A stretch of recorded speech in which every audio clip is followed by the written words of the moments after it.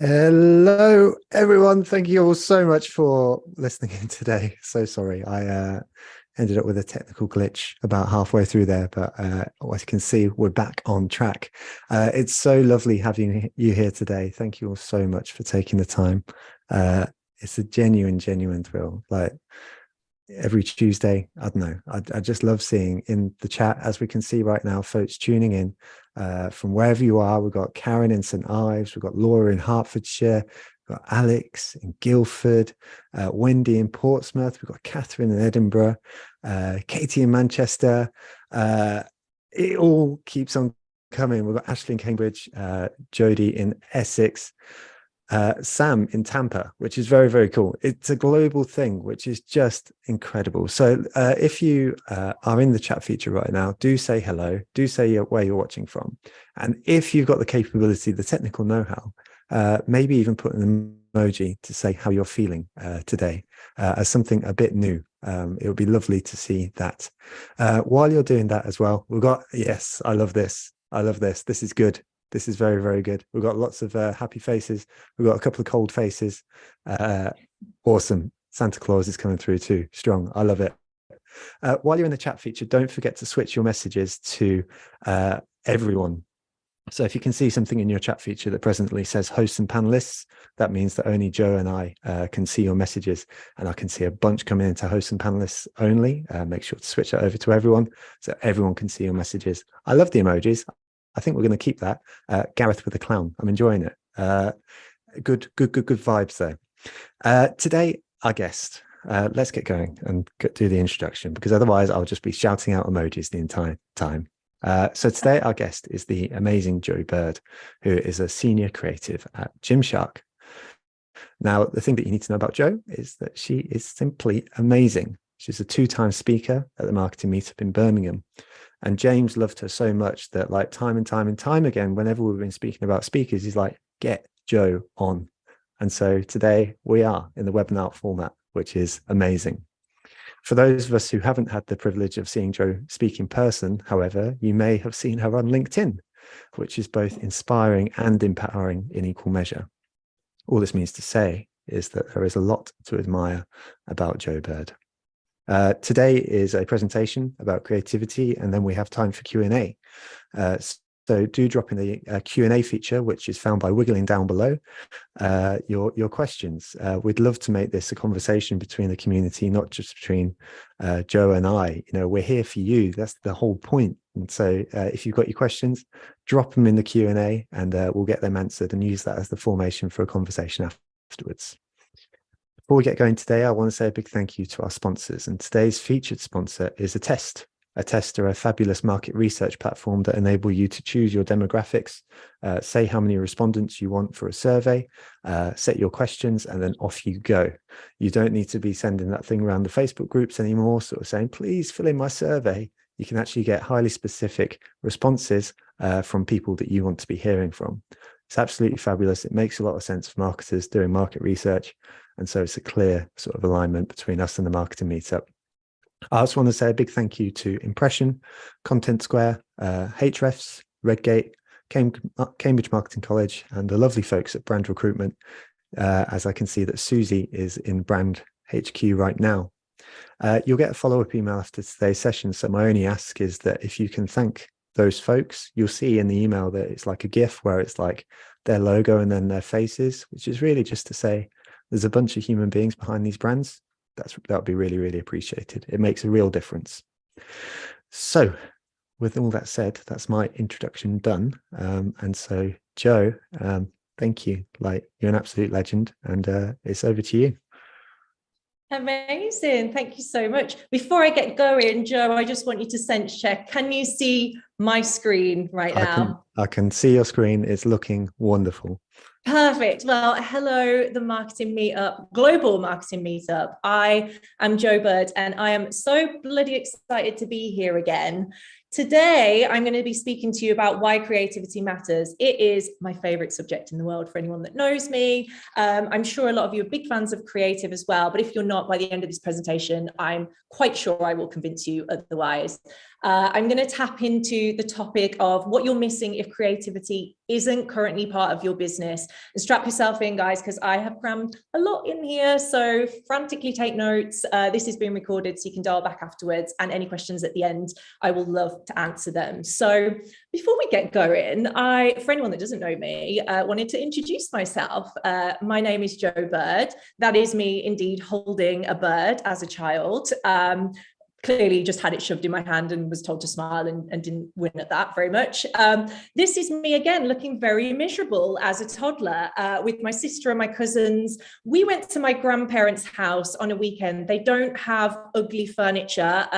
My granddad was a magician, and that, my friends, is a substitution trunk, which sounds a bit creepily like 50 Shades of Grey, but it's not. He basically made his grandchildren disappear. And as you can see, I was not very thrilled about it. That's my mom and dad. Yep, I shit you not. That is Wolfie and Wendy Wolf, my mom and dad. Now you can start to see why I got bullied at school, can't you? With a family of magicians and wolves. But actually it just plays into the fact that I'm a very creative individual, probably through nurture, I would say. Hey, look, here's me smiling. I finally smiled. I think it's because I graduated from university and I had the brink of leaving home on my mind and that traumatic childhood. It wasn't traumatic, by the way. Please don't send social services to my parents' house. Here's me. 13 job later, I got the job at Gymshark. So this is when I discovered art direction and I started doing what I absolutely love, creating global campaigns for almost 4 years now. Loved absolutely every single second of it. One of my favorite campaigns being an International Women's Day piece we did, where we found and gifted 3 female-run fitness communities with $10,000 grants and mentoring schemes to support female game changers. Just a passion that's really, really close to my heart, supporting sort of women in advertising. And that continued to be a huge passion for me in my art direction and career moving forward. Most recently won me an award for the Women in Marketing Awards, Creative Marketer of the Year, which I'm really, really proud of, because I feel that when I found my niche, everything started to happen from there. So it's been an incredible, incredible journey. And I guess what's next? Well, big surprise is I've actually left Gymshark, and as of this week, I've started an incredible brand called Lounge.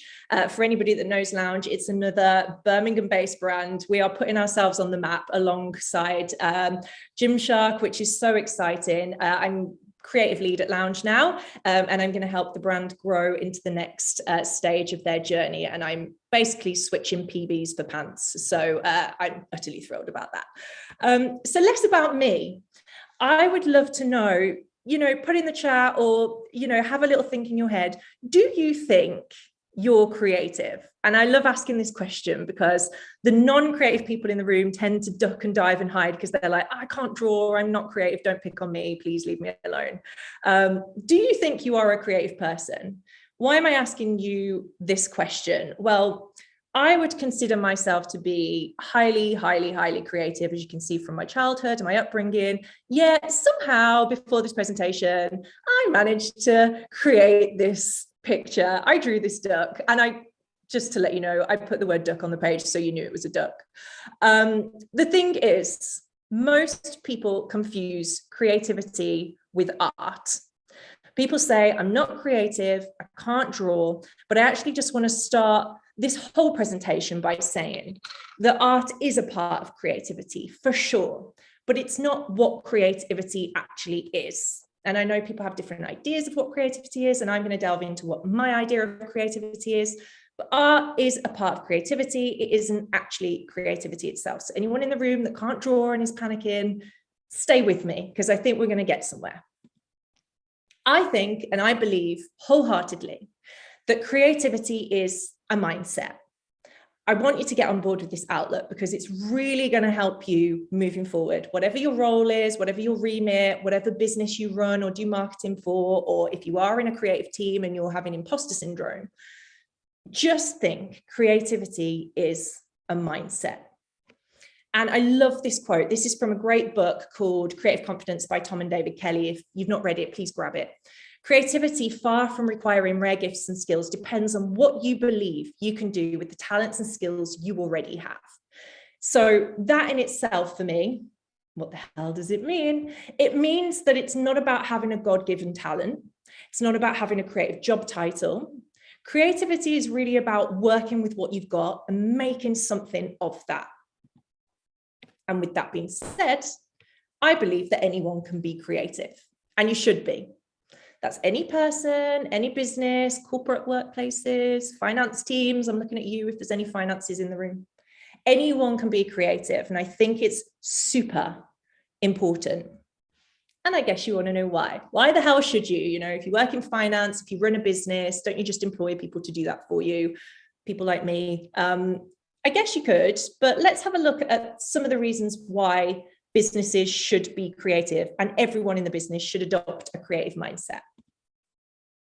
I'm jumping straight in. First and foremost, it's just business.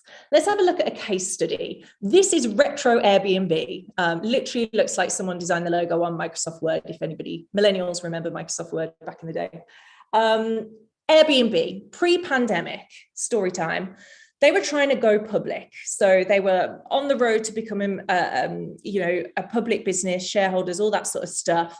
And through that process, the CEO, Brian Chesky, said, we had leadership issues, process issues, and people were complaining about how hard it was to get work done. So this is an innovative business, Airbnb, like doing something that no one else is doing. And they were having huge issues on the brink of going public. And then what happened? The pandemic started.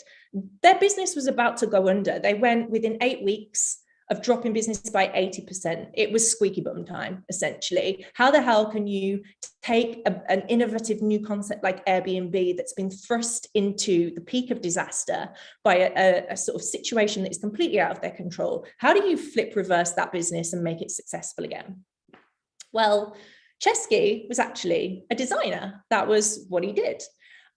So he reverted back to what we call design-led thinking. And design is, I guess, just how something fundamentally works. And Chesky said, we're not going to run this company off metrics. We're going to start putting people first. So with that being said, he adapted the software, was extremely user-focused, created experiences rather than a business model. And as he said here, we became ideas-led. This was a huge transformation. We got off the drug of performance marketing.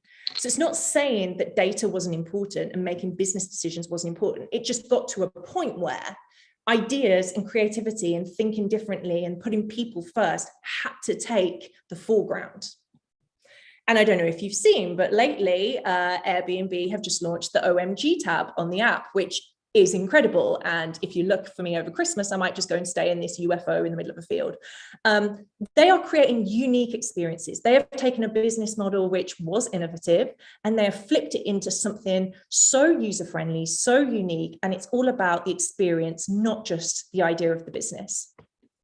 As a result, Airbnb have achieved unicorn status 3 times over by obsessing over ideas, creativity, and customer experience. And if you want to dig into this story more, fastcompany.com have got a podcast with Brian Chesky, and it's a really great listen. So the reason I tell you this story is because fundamental business decisions that can be made with creative mindsets can save an entire business. Reason number 2, when life gives you lemons.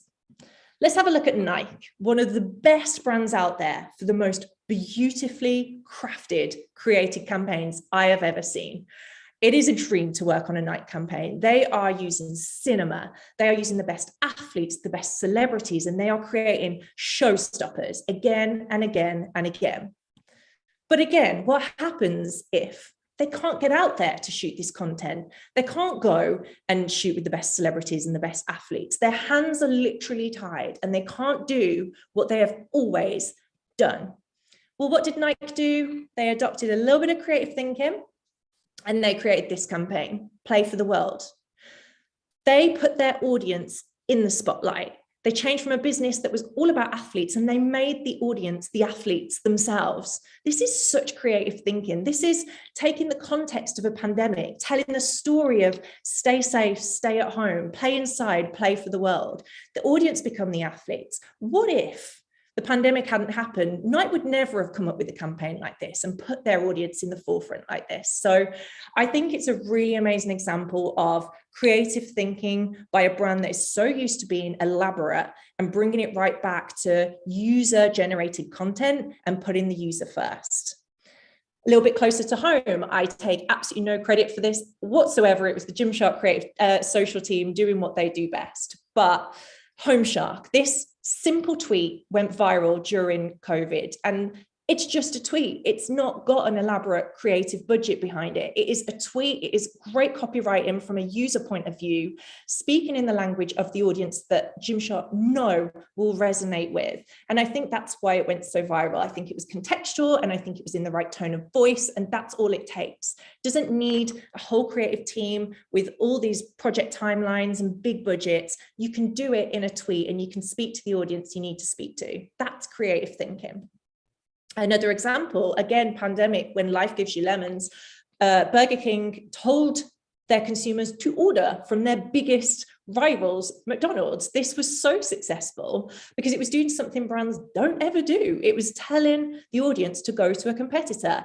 And I think this resonated so much with the Burger King audience because the audience saw that they shared values. They care about people at the moment, not about themselves as a brand. The audience came first. And I think that's why this was such a great piece. Again, no elaborate budget, just copywriting, great copywriting, a good solid idea, and core values that resonate with the audience. And I love this quote by Walt Disney: people spend money when and where they feel good. And I think this is a really great humanistic way of thinking about creativity and how to think about business, and why it's so important that they are intrinsically linked. The third point why I think we should all be creative is because in any industry, to get the best ideas, to solve problems, we really have to think outside the box. This is another story time now. If you've read Creative Confidence, apparently I keep banging on about it, you'll know this story as well. But for those that don't, there was a guy called Doug Dietz, and he designed and developed a high-tech MRI scanner. It was top of the range. It was getting submitted to Design Excellence Awards. It was, in the science world, very, very, very impressive. Doug, extremely pleased with his 2 years of work developing this MRI. He went to see it in a hospital in action. The only problem was when he arrived to the hospital to admire his hard work and design ability, he saw a little girl crying her eyes out as she approached the MRI scanner. Like, she did not want to go in that scanner. And anyone that's had MRIs will understand, terrifying, right? So Doug's like, hospital staff, what is going on? And they're like, yeah, children cry at this machine. Like, they're terrified, and we have to sedate a lot of them before they go in the machine, and it's costly for the hospital, and it's a real problem. I mean, your machine is beautiful, but is it going to help us? I don't know. So Doug knew he doesn't have time to redesign this machine, but what he did do was take himself out of the hospital, go into a children's daycare center, and started using his design-led thinking.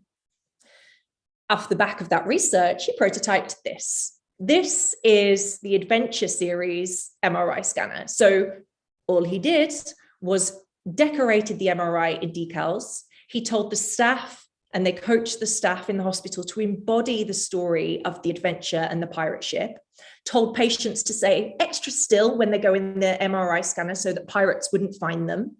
And they really just got into the idea of an experience. Like, this isn't just an MRI scanner in a scary hospital that looks so beautiful to a scientist. This is an experience for a child that's going to have a scan. And guess what? It made it fun and exciting. And lo and behold, the number of patients needing to get sedated dramatically reduced, and patient satisfaction scores went up by 90%. Even one little girl asked if she could come back tomorrow. So we flipped from a beautifully designed MRI scanner to an absolutely brilliant idea to get a young audience involved in what they need to go through in a science world, and to help them enjoy it just through tapping into their own mindsets. So thinking outside the box and truly innovating. New opportunities for innovation open up when you start creative problem solving process with empathy towards your target audience. Empathy is a huge thing for me. I think as a creative person, and for anybody that wants to get better at creativity, having empathy is the number one place to start. And from there, when you're in the mindset of who you're creating for, the sky is the limit. You can nail it every time. I guess you want to know how. Tips, tricks, ways to get started. We know it's important. We know that creativity is accessible for everyone. We know that businesses, creative teams, marketing teams could really benefit in any scenario from a little bit of creativity. But how do you actually do it? What's the secret formula? Human-centered. I'm hoping you can see the red thread that I'm getting at in all of this. Human-centered, all that means is put people first. It's not rocket science. Put people first and start there. For the methodical people in the room, they're probably going to want some sort of step-by-step guides, because that's totally fine. I think having a look into design thinking is an amazing sort of tool to have in your back pocket to help you really clearly see a process and how to create something with empathy for a particular audience. Some of the world's leading brands, such as Apple, Google, Samsung, they use design thinking. You can just Google it and it will tell you everything you need to know about it. But I'm going to do a whistle-stop tour right now.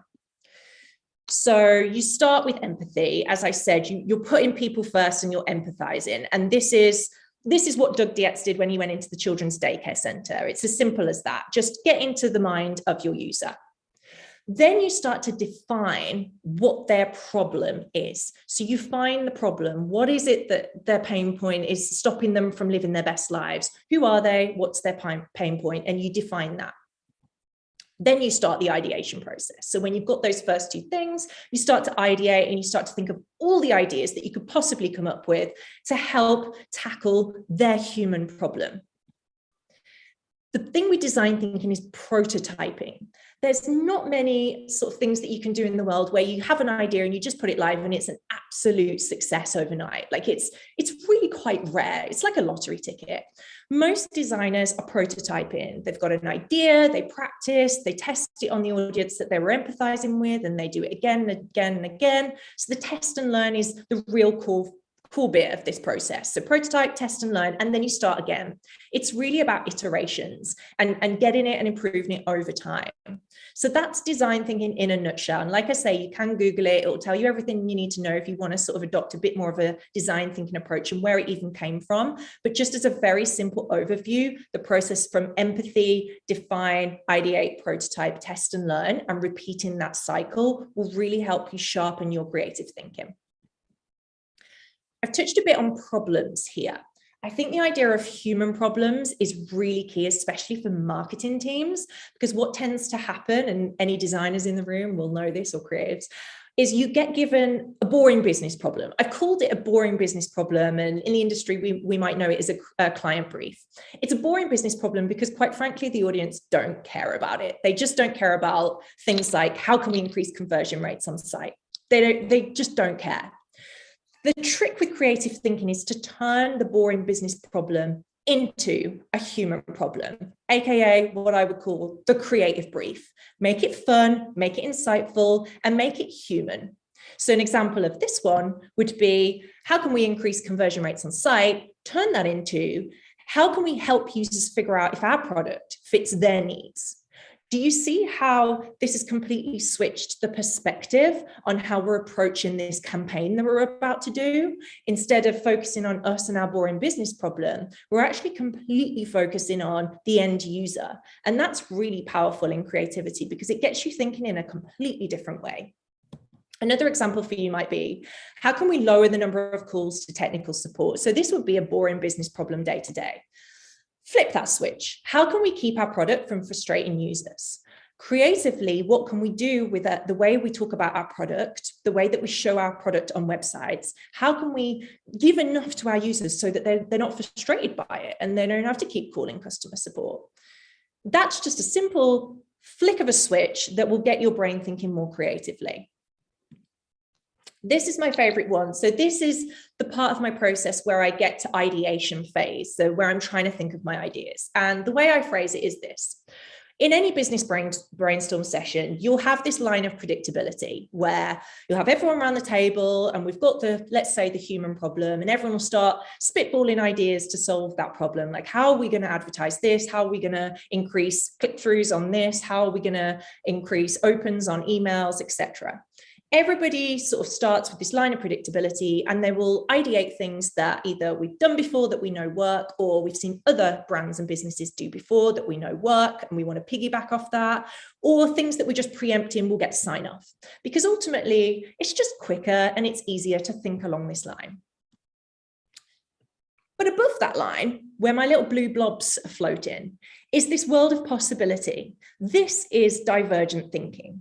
This is writing down all those wild blue sky ideas that quite possibly will never see the light of day, but they have unlimited potential. The way I dance in divergent world is by simply saying, what if? What if we flew a branded rocket to the moon? What if we wrote a song with our product and filmed an orchestra playing it in the desert? What if we asked Lewis Capaldi to become an employee at our business and filmed him behind the scenes like ASOS did recently? Shout out to ASOS, because I thought this was brilliant. The point is this: by turning your boring business problem into a human problem and asking what if, thinking divergently, you can start to pair themes, pair ideas, and pull those things back towards the line of predictability, which is called convergent. And who knows, in that process, maybe even innovate a little bit. And then point number 4, how can you be creative? How can you start to think creatively? I am not going to lie to you. The reason why people are so fixated on discovering the magic formula of being popular and creative and viral online is because there is no formula. It doesn't exist. Most of the creative decisions that are made in businesses are really measured by feelings, not facts. Because let's be honest, if the point of this is to be human first and to put people first, how can we do that if we're thinking like robots, using only data? It doesn't work. Like, you have to bring a gut feeling and intuition to your creativity and just risk a few things before you're able to fly.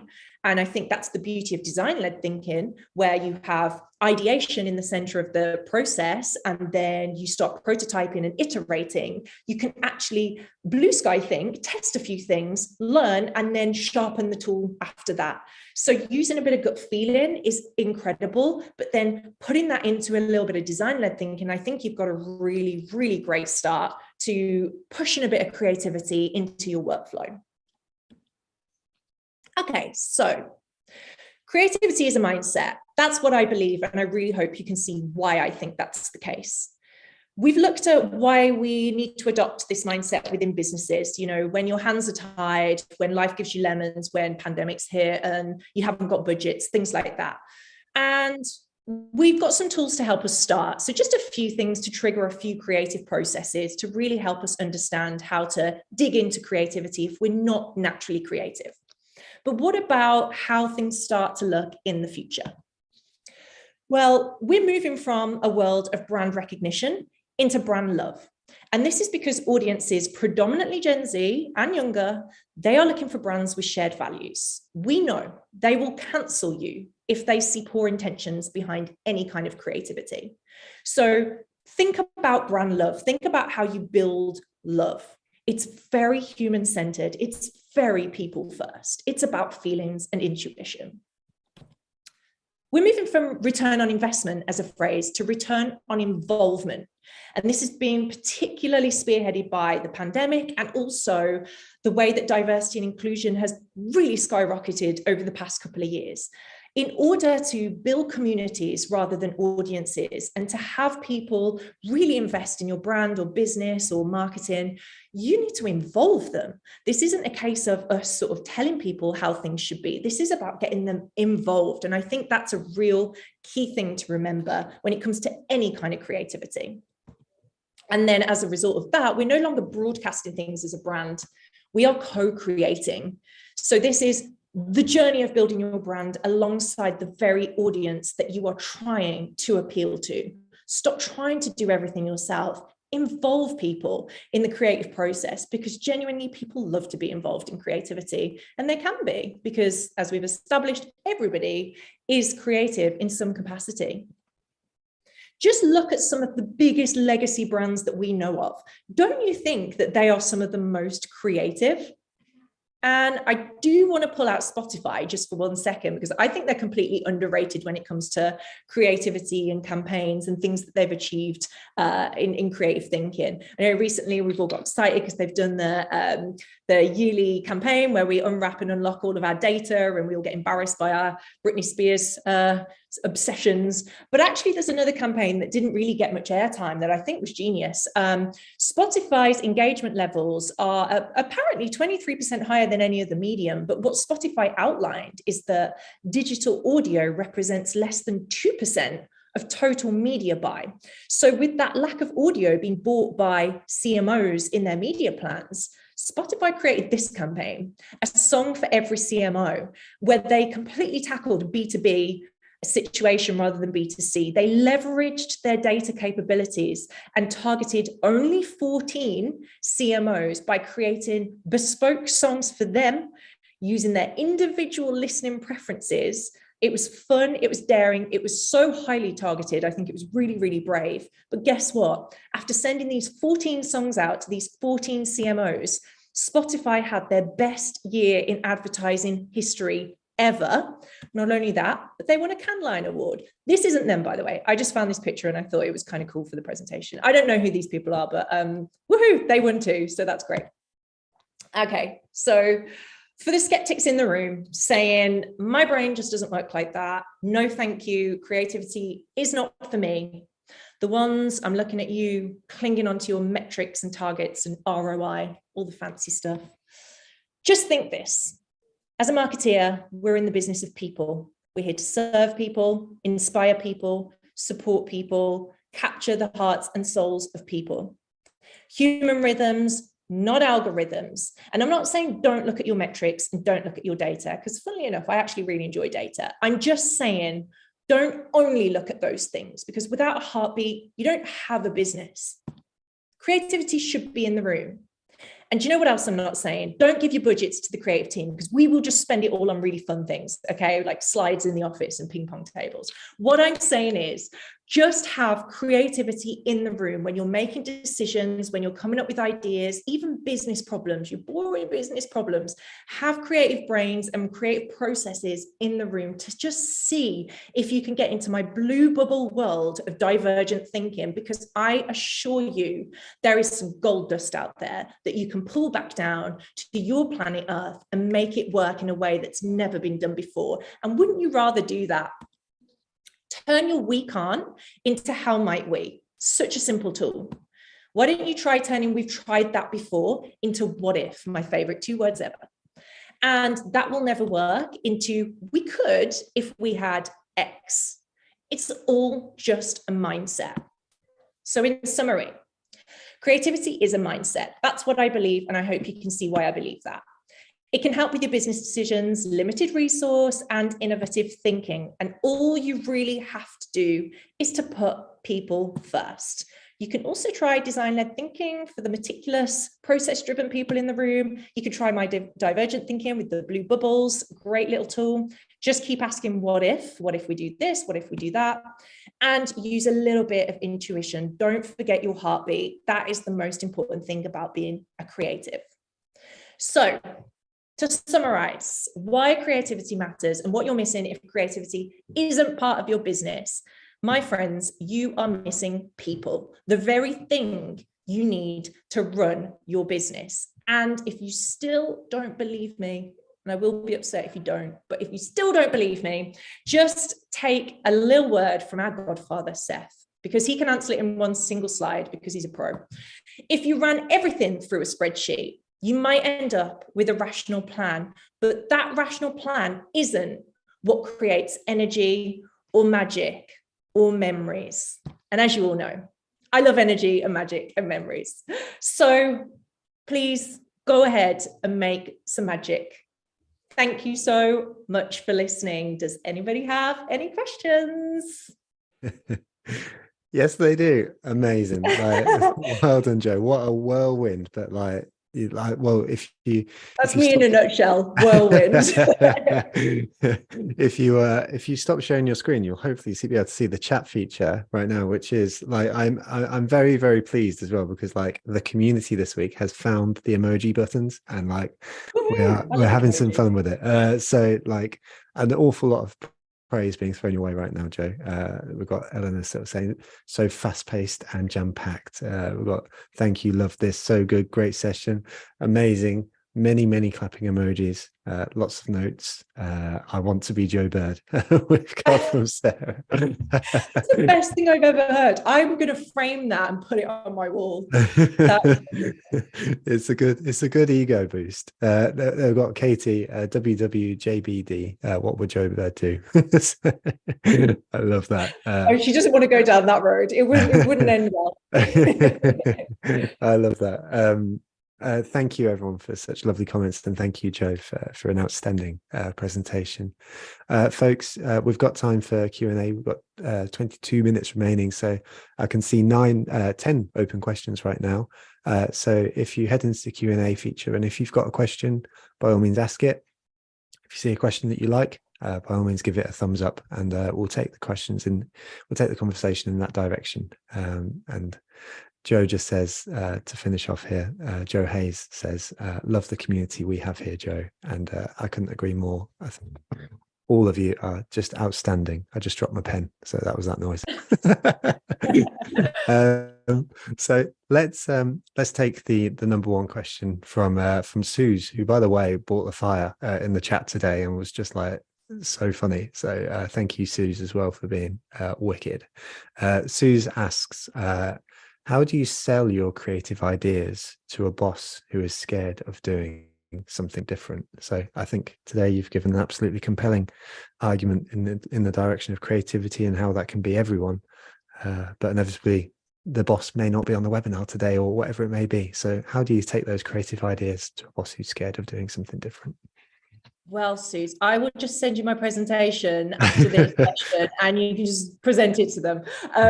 No, I'm joking. This is quite a good question, because I know a lot of people come up against this, and I have myself also come up against this, and I'm sure I will in the future. I think my main point would be passion. I think people feed off passion, and they can see if you're not convinced by your own idea. That is really, really true and completely underrated as a creative presentation skill. So if you can be as passionate as possible and really, really believe in your idea, they will feed off that energy. But let's just hypothetically say they don't. I think showing people before it's actually happened, like prototyping, as I was saying about prototyping, mocking something up, showing them the design and getting them invested. And actually, there's a psychological trick you can do where you get them involved. So you can actually say, hey, I'm thinking, here's the concept, here's what we're trying to do. We've done a real quick mock-up. It's very raw, but we're thinking it's going to head in this direction. We actually really wanted to get you on board and see what you think from like a business perspective. How would you shape this, craft it? And we'll go take that on board and make it even better. Because what that does is it puts the power back in their hands. And as I said, everybody loves to be creative. And if they're part of the journey with you and they feel less like they're getting sold to and more like they're on this journey with you, then they're going to feel emotionally invested in the success of the idea as well. So that's what I would suggest. Try and get them involved however that's possible, even if it's just allowing them the space to feed back more fruitfully on what you're pitching. I love that. That's so lovely. I think that speaks to so many folks. You know, how do I get more budget from my boss, or how do I get them to understand marketing, or whatever it is? It's taking them on that journey, and it's the absolute spot on answer, Joe. You used the word emotionally invested there, though, in your answer, and I wanted to ask you, because I mean, not every creative campaign, not every creative idea flies, right? You know, I mean, we can't everyone be a hit. So how do you deal with the, you know, and it's probably a bit more of a personal question than anything, but how do you deal with the setbacks where, you know, you've had this amazing idea where you're like, yeah, you know, I can't wait for this to get out, and then it lands and it's like, you know, it's either nothing or it's a little bit something, or, how do you deal with those setbacks for those creative ideas that you just love? Because we can't help but get emotionally involved in them, right? 100%. And there was a phase where I convinced myself that I was doing a bad thing by being emotionally invested, because for a career perspective, I thought I'm going to struggle with this. Like, I won't be able to carry on. So I switched it off and I started saying, "No, I don't care. I don't care." And very, very quickly, not only was that completely inauthentic to me, but also taking the care away from your work actually hinders the work significantly. So I dialed the care back up again. The way that I deal with it is just I don't take it personally. So I don't think this is a bashing of me and my character and how good I am as a creative. Perhaps this means I just haven't landed with the audience I'm trying to speak to, and I can learn something from that. I am sorry that it sounds a bit cliche, but you do have to try and take a learning from if something doesn't get the hits that you imagined it would get, or if, the marketing channels say, or the creative didn't work on social, like, okay, it didn't work. Why? Let's understand why, because if there's something more you could have done in the prep to help me with my creativity, and then something I could have done more to understand the audience, we should both know about that. It's not just you, it's everyone involved, and you all have to learn, because if you don't learn, then it really is a waste of time. So yes. I see it as a learning process is my answer to your question, and everyone loves to learn, right? It's honestly, you turned that around so wonderfully there. That's bang on. It's such a positive mindset, and it's not always easy, but like, I love how you've turned that around. And for what it's worth, when one of your main points about design-led thinking was about empathy, starting with empathy, I guess you can't turn off the feeling. The whole presentation was about people, right? And so that's something quite special there. I wanted to pick up on that empathy point as well, because you mentioned about empathy being the start of the design-led thinking process. And so one of the things that I think often characterizes creative folks is they get a creative brief. And actually, I wanted to pick up on the empathy point, because it struck me that you don't actually need a brief. You just need to be observant or curious, or exactly to the point of your question, sort of saying, why didn't that work? And then going off on the creative process. Has that been your experience of it? Or do you just tend to get briefs and then you go off and start your creative process from there? For anyone that works in this industry or has worked for a long time, they will know that there's a constant discussion about briefs. I don't know if anyone wants to let me know what the perfect brief looks like. Can you send it to me? Because I've done so much research and I've tried so many different templates and formulas and convinced other teams to get on board. And there's always a back and forth. So I'm very open. Please educate me. But I think the reason a brief is important from a commercial perspective, so if you work in advertising, if you're marketing, anything like that, it's to just have a framework that everybody can look at to measure the success of the work that's been done. Because if you don't have a brief that everyone's aligned on, at the end of the day, are you just creating for creating's sake? And then if someone turns around and says the creative didn't work, what's the answer to that? Why didn't it work? What were we measuring against? What were we trying to achieve? Like, if we don't have that outlined, we can't possibly comment on if it worked or not, because we didn't have any structure in the first place. So it's a checkbox exercise in a way, but I think for commercially led activity, you need it. Otherwise, we're just all going to turn into Banksy, and I don't know if he'd be happy about that. Us making our scribbles, and we're not creating art here. We're creating art for commerce. So that's why you need a brief. I like that. Well, I mean, we've all seen your drawing of the duck, so I mean, like, Banksy is scared right now. Let's say, watch out, Banksy. I'm coming for you. Eleanor rightly points out that Better Briefs have done some great stuff on briefing as well, so that's well worth looking into. And then I just want to pick up on Jane as well in the chat, because Jane says there'll be even more discussion about briefs when you start at Lounge. Ba-bum. So there we go. Let's sorry, that was so bad. Thank you, Jane, though. Right, let's go to Jasmine, who asked a question in the Q&A, which is about more serious industries.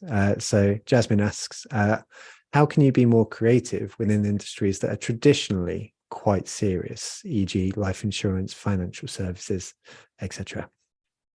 I mean, it boils back to the idea of who's your audience, who are you selling life insurance to, who are you providing financial services to, and how do you empathize with their pain points? Because for those businesses, there will be a structure in place that has always been and probably always will be. But can your particular business do the blue sky thinking, think outside of the box, and actually speak to people a little bit more? And I've got a great example for you.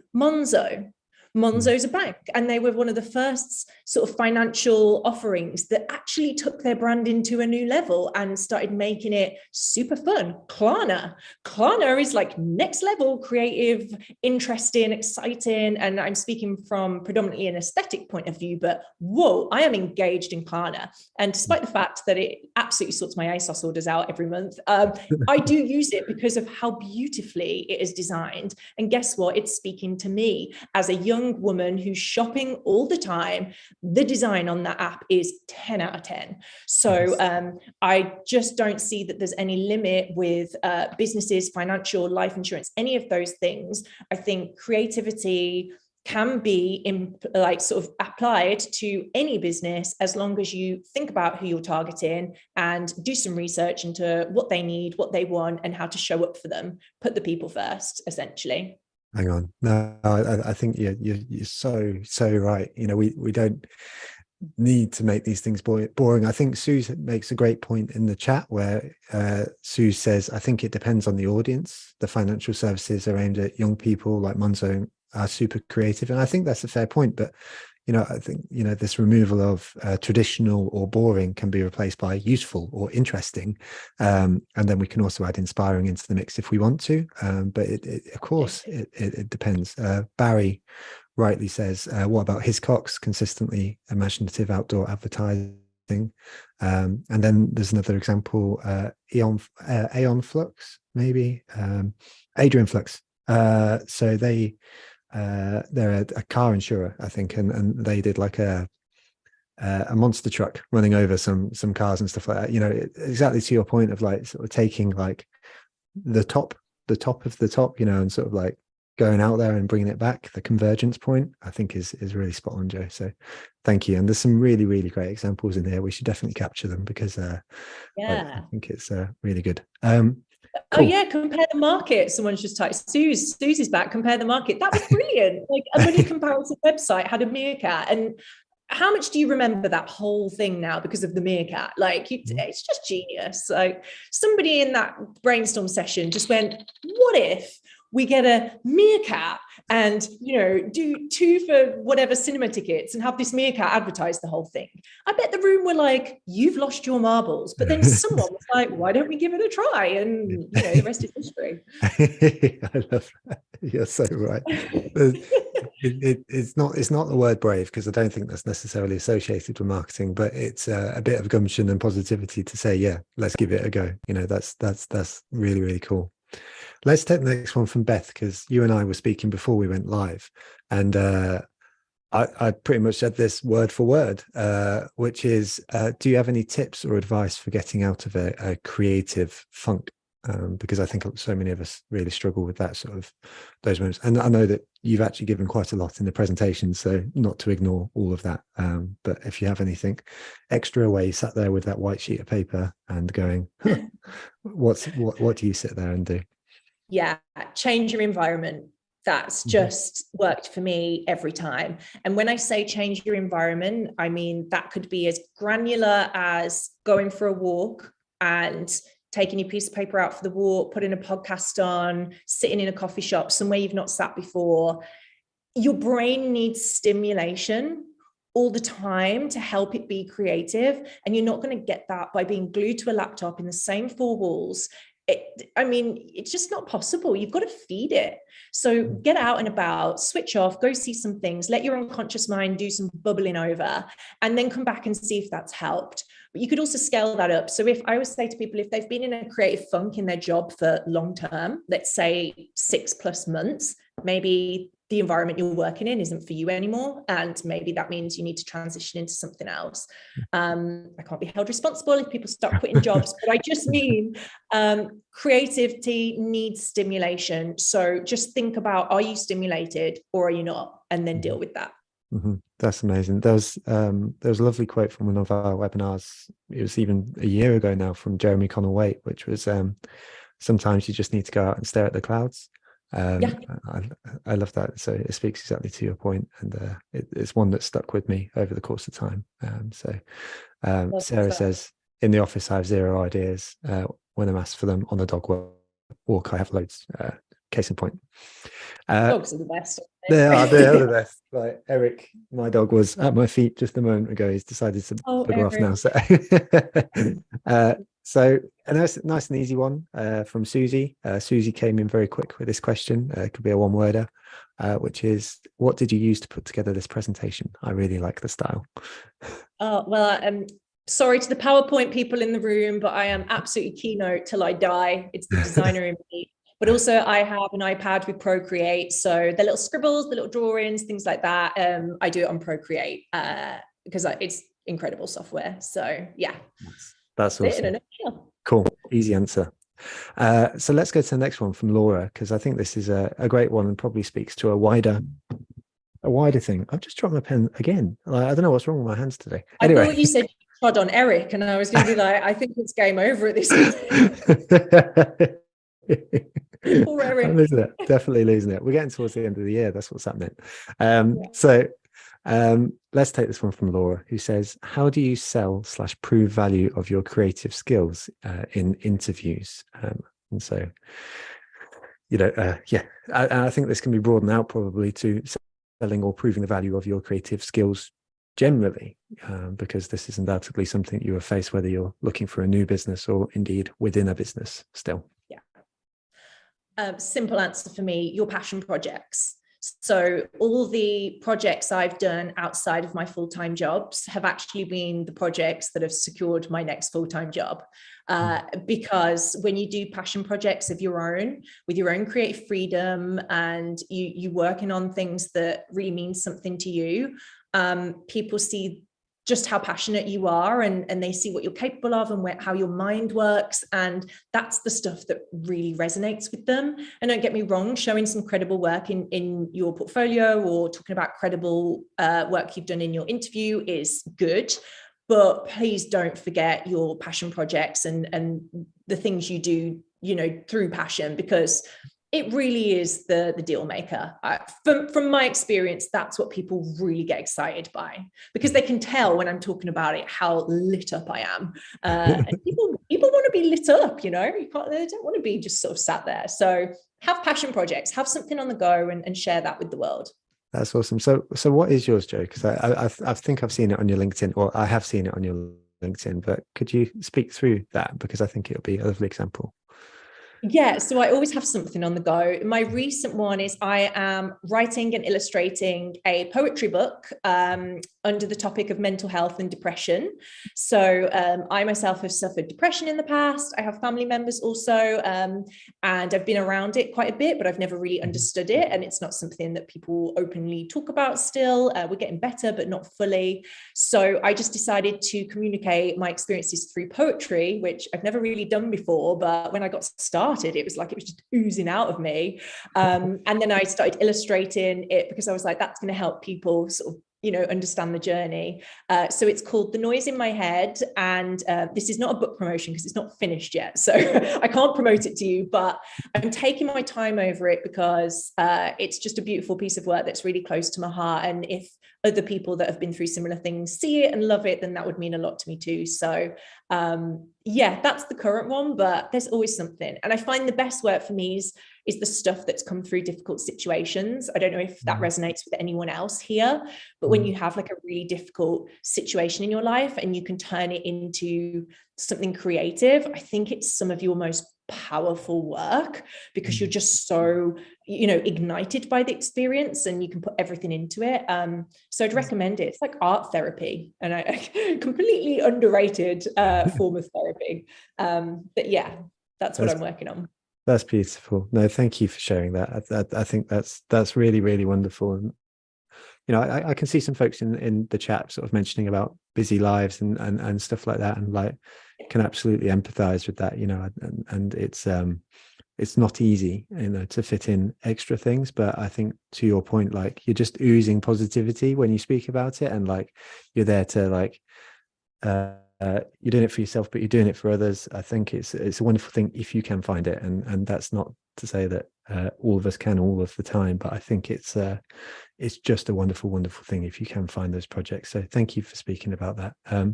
I know, as a business owner myself with a young child, then it's something I want to get more into my life. So I find that really inspiring. So I really appreciate that. You know what, Joe? It is a good point about people not having time, busy lives, families, responsibilities. I listened to a podcast the other day. Terrible, I can't remember which one it was because I listened to loads. But what they said is, if you don't have the time and you need the time, ask for it. So if you have a partner, or if you have friends, or if you have family, and you can just ask someone for help, people don't tend to do that, and we're just sort of missing something there. Like, is there if you feel you genuinely don't have the time, is there anyone you can ask for some support, so that you could just buy yourself an hour a week or 2 hours a week to work on a little something just for you? It's really quite crucial for your mental health, beyond anything else, beyond trying to get new jobs, whatnot.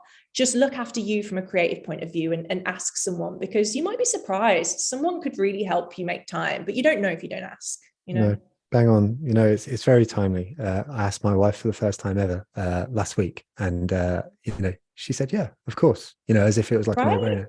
And it's there you go. you just owe her some flowers and stuff now, I owe that woman many, many, many things. Right, let's go to the next one, because otherwise I'll end up tearing up around my wife. So there you go. Eric.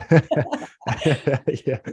So we've got a question from Catherine, and actually Catherine, just to pick up on the chat comment earlier, said something along the lines of feeling as like an underachiever every time Catherine comes to a TMM webinar, because everyone's so amazing. And honestly, Catherine, you're amazing too. And like, the fact you're here and learning and developing and growing, that's the whole point. No one gets here like straight away. So like, you're doing fine. But Catherine here says, how do you get into a role where you can use your creativity, where you aren't from an art or design background, but have lots and lots of ideas? Yeah, good question. This is so possible. And it's one of my favorite things about creative careers. I've talked about it on LinkedIn before, that they're not a career ladder or a career path. Creative careers are really little scribbly lines, because particularly what I do, which is art direction, you don't need to be from a specific career path or background to get into that. All you have to do is to apply creative thinking to whatever role you're currently doing, and work on a portfolio, or have a couple of sideline passion projects that you can make into a portfolio. It's really within your reach, provided you can make a bit of time to put that together. But really, it's not, you don't have to feel threatened by people that have been to design school and stuff, because it actually just doesn't work like that anymore. Some jobs do, don't get me wrong, there's credibility and whatnot, existing everywhere. But I've seen it a lot. I've seen it in all my roles. I've seen it in the people I've worked with. People have started as customer support, and then they've ended up in creative teams, because just the way their brains work, they've showcased that skill, and they've been with the company long enough to gain the trust, and they've moved into that role. I believe anything is possible as long as you're genuinely passionate about it. You do it in your spare time, you eat, sleep, breathe it, you show the passion, you will get recognized for that. And there's a little phrase: if you can't get a seat at the table, build your own table.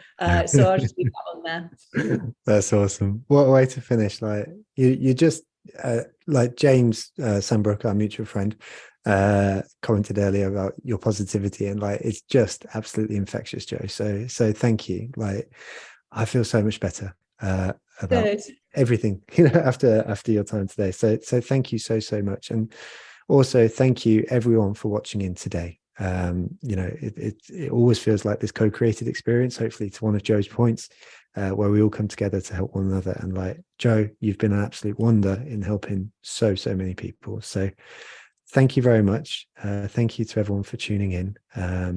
We're back next week for the last webinar of season 8, which is Crackers, where we're speaking TikTok for quote unquote normal businesses. But in the meantime, just a big thank you, Joe, and a big sort of enjoy the rest of your day to everyone else tuning in. Cheers. Thanks for having